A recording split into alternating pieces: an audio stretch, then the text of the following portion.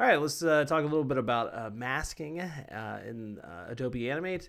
And you can see that I've basically got a button for my website over here.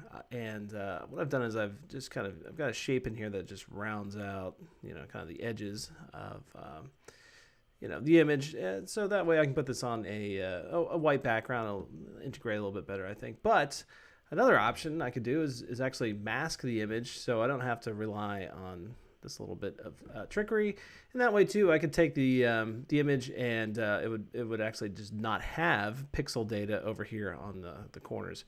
So let's kind of start this back from scratch again. What I'm going to do is add in here another layer, and I'm going to grab the rectangle tool. I'm going to set the rectangle corner radius up. Well, that's about right, and just going to draw this over top most of the stage. Okay, and you can see the stage is outlined with that little black line right there.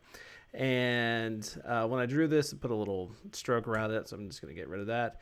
If I wanted to, just so I don't accidentally select any of this later on, I'm just going to make this into a symbol, this shape over here. You don't really have to do that, but now I'm just going to right click, go over here to mask, and whatever layer you have underneath there is going to just automatically get put into that mask. And you can see if I make another layer, so like I've got another one on top of here, I can drag that down with it in here, and that too is going to be masked. So one of the trickier things about this is that to kind of see the full effect of it, all of these layers have to be locked that are getting masked.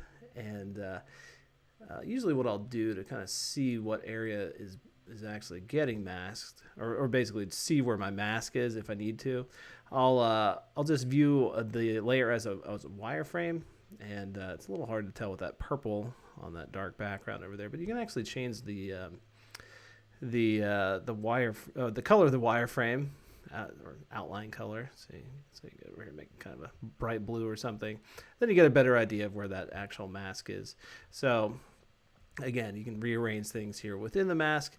The important thing is that now with everything locked up, what I could do is just kind of show you that this is working. Let me take one layer, pull it out of what's getting masked, and so if I just drew red back here, obviously you can see that it's behind the masked area. So when we export this out, there's just not going to be any sort of pixel data over here.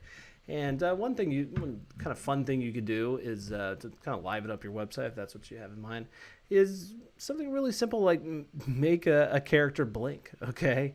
And we really just need 2 frames for this, one with the eyes closed and one with the eyes open. And I'll show you how after exporting you can create an animated PNG file, which is something not a lot of people know that you can do. I would normally not keyframe all this unnecessary stuff. I guess what I could do is I can just take it off of here. Let's peel it off of that layer real quick. So I'm just going to keyframe this layer over here, which just has mostly the character on it. It's got that shadow on there too. That's fine.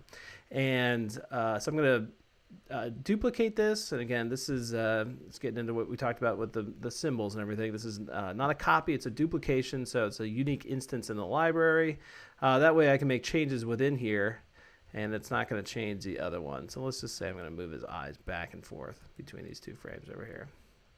Maybe he's looking up at this text to kind of tell people, hey, you should do this, right?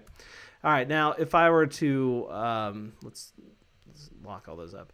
If I were to publish this right now and just give myself a quick little preview of it, I could just hit the return key and I could loop playback. And this is not what we want to see ultimately when we put this together, but that's what would happen right now if we were to, like, say, export out an animated GIF file of this, which is an option from here. Animated GIFs just don't look that good, especially if you've got some nice gradient stuff going on in here. So what we're going to do is we're going to export out a movie file of just the PNG images. You can see I actually did this kind of recently, so I'll just leave this named example, PNG sequence, click on save over here, and let me set the document size to 72. Okay, just export that out. Let me go find those files. Okay, and here they are. So I'm just looking at them in preview over here. So I'm going to open up a program called PNG Animator. It is all of about $1 in the App Store. Okay, so even if you use it once, I feel like it's kind of worth it. But when I was making stickers to sell for iMessage apps, I was using it constantly, and because PNG is the preferred format for that.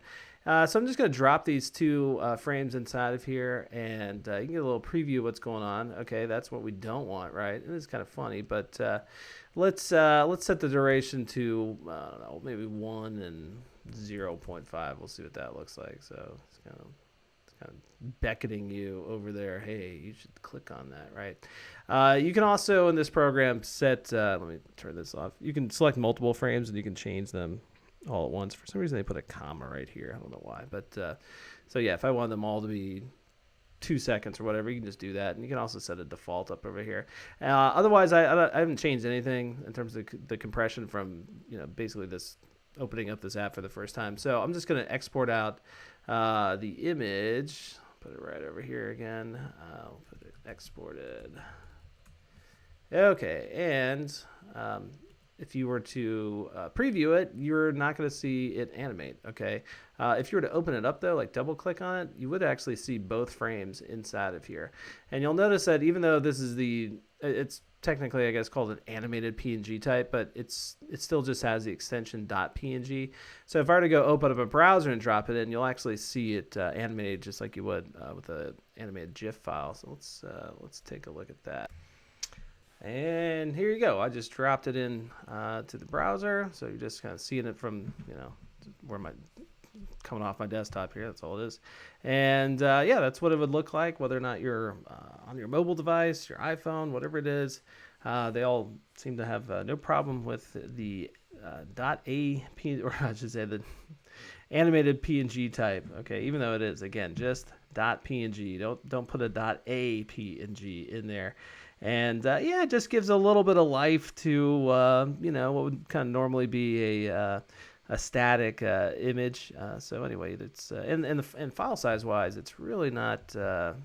It's 43 kilobytes, so that's really not much bigger than. Actually, what's odd about this? That is actually smaller than the two exported images, right? So you'd think that the size of this would be 106 kilobytes, but for some reason, whatever reason, the combined one is actually just 43. So anyway, I'll see you in the next video.